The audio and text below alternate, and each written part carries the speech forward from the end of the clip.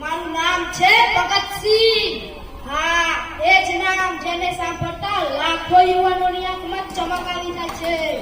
હું લાહોરના એક સાધારણ કુટુંબમાં જન્મ્યો, પણ મારું હૃદય કદી સાધારણ ન રહ્યું. બાળપણથી જ મને ભારત માતાના બંધનો, ગુલામીની સાંકળો અને અંગ્રેજોના અત્યાચાર ખટકતા હતા.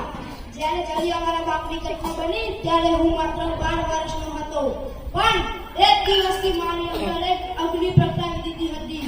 મેં નિર્દોષ લોકોનું જમીન પર પડી જતું જોયું અને ત્યારથી જ નક્કી કર્યું કે હું આ લોહીનો બદલો લઈશ અને ભારત માતાને મુક્ત કરીશ. બાળપણથી આંખોમાં એક જ સપનું ઝળહળતું, સ્વતંત્ર ભારત. લોકો કહેતા સ્વતંત્ર વિનંતીઓથી મળે છે, સ્વતંત્ર પ્રાર્થનાથી મળે છે, પણ મેં કહ્યું નહીં. જ્યાં સુધી દમન ચાલે છે ત્યાં સુધી હથિયાર ઉઠાવવા જ પડશે.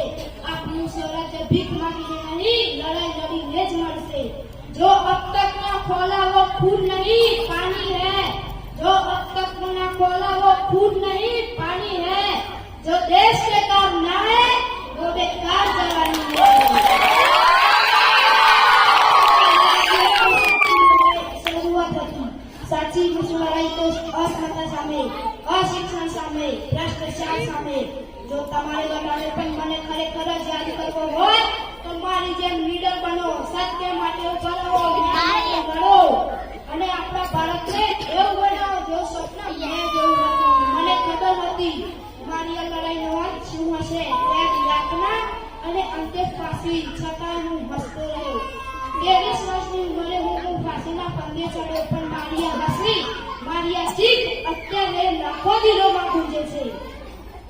मेरा रंग दे पसंदी चोला, मेरा रंग दे पसंदी चोला, मेरा रंग दे पसंदी चोला, मेरा रंग दे पसंदी चोला. आज रंग दे मेरा रंग दे, मेरा रंग दे पसंदी चोला, मेरा रंग दे पसंदी चोला, मेरा रंग दे पसंदी चोला, मेरा रंग दे पसंदी चोला, मेरा रंग दे पसंदी चोला.